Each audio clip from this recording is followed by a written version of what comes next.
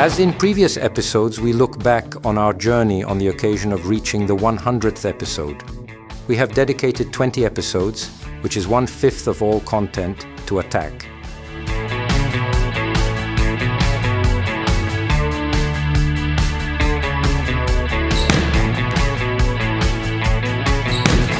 We started properly from the beginning, as it should be. In episodes 5 and 6, we picked up the ball and threw it. Why? Because the old truth still holds. If you cannot throw correctly, you will hardly be able to spike the way we admire in these masters. And where should we begin? First, the child must form an image of the arm movement. For some, we must patiently demonstrate it through exercises where we assist the motion externally.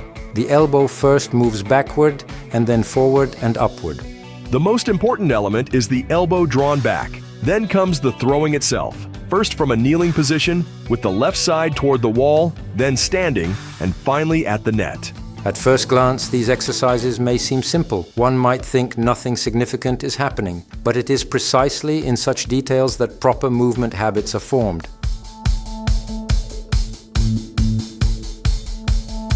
I hope it does not sound immodest, but it seems that from a methodological point of view, I have learned it quite well.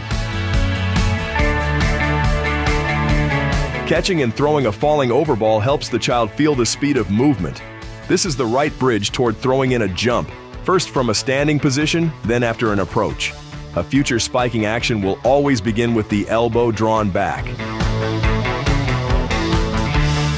I must admit that I saw some of these exercises for the first time, but they make sense to me. Properly built movement is a prerequisite for spiking technique in the future.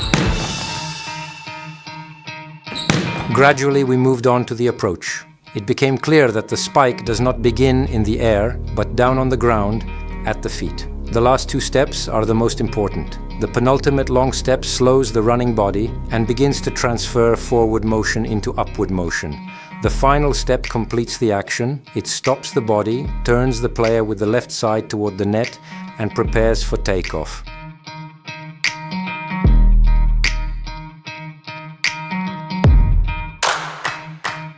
We used markers on the floor because the feet are sometimes more willing to learn than the mind. When the child sees where to step, the body gradually remembers the correct path. And along with that comes the arm swing. Subtle, but very important. The arms first move backward so they can then explode upward, adding both power and rhythm to the jump. At that moment, it is no longer just the legs running or the arms working. The whole body cooperates toward one goal, getting the player as high as possible to the ball.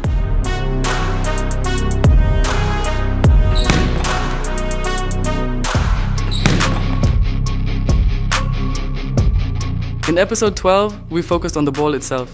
We learned to feel it, control it, and tame it. The wall helped us, a silent but fair coach. It never lies.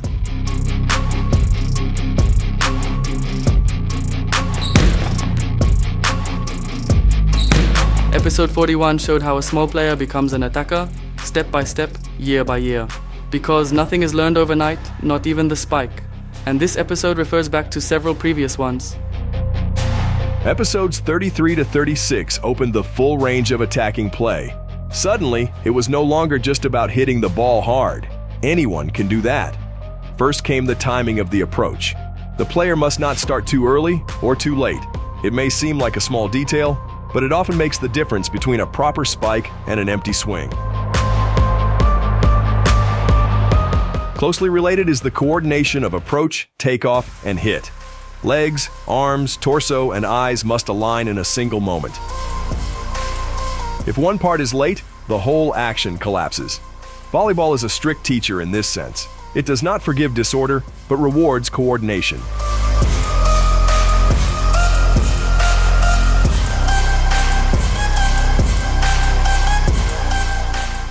Then we focused on the directions of attack.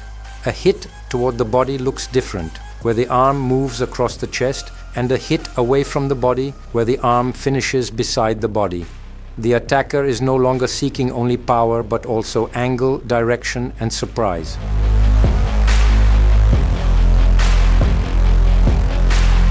We also introduced different types of attacks. The hard spike is the queen of attack, but it is not alone. Alongside it are the roll shot, side spin, soft tip, and more aggressive power tip. Each of these has its place, its timing, and its deception. The opponent expects a powerful hit, yet the ball quietly drops behind the block. The basis of this deception is proper technique with the elbow drawn back, almost identical to a hard spike.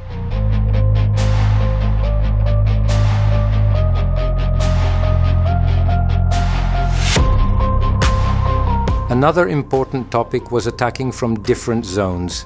Attacking from the left, from the right, from the back row, and from the middle all require different approaches. The player must adapt to space, the set, and their own positioning.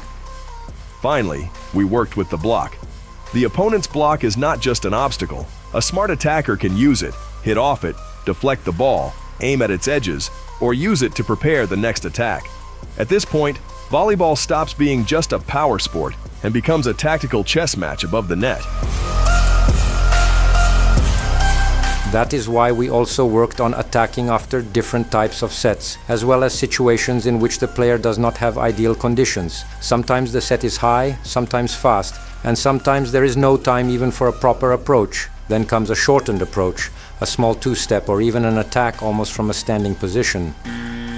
And then, as true realists, we also focused on mistakes. In episodes 48 and 55, we saw where things break down. A wrong step, a wrong swing, and suddenly a beautiful action turns into a real mess. But that too is part of the process. Without mistakes, there would be no progress.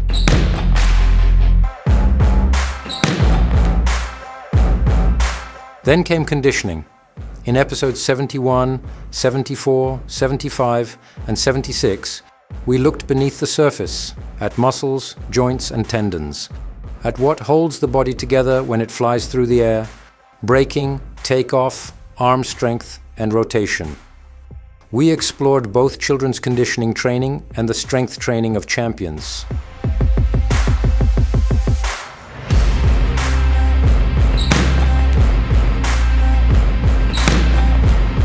Then came a women's volleyball specialty, the so-called one-foot attack, so typical of the women's game.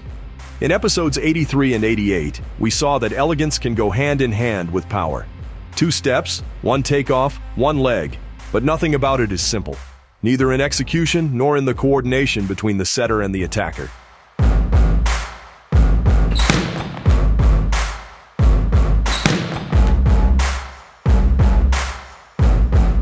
And finally, we reached the first tempo attack. In episodes 97 and 98, we saw how the speed and coordination of 2 players, the setter and the attacker, can outrun even the best defense. There, it is no longer only about power, but about the moment. And that moment is sometimes shorter than the blink of an eye.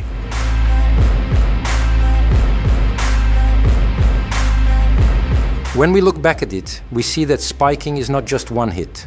It is a story of movement, strength, decision-making, and patience.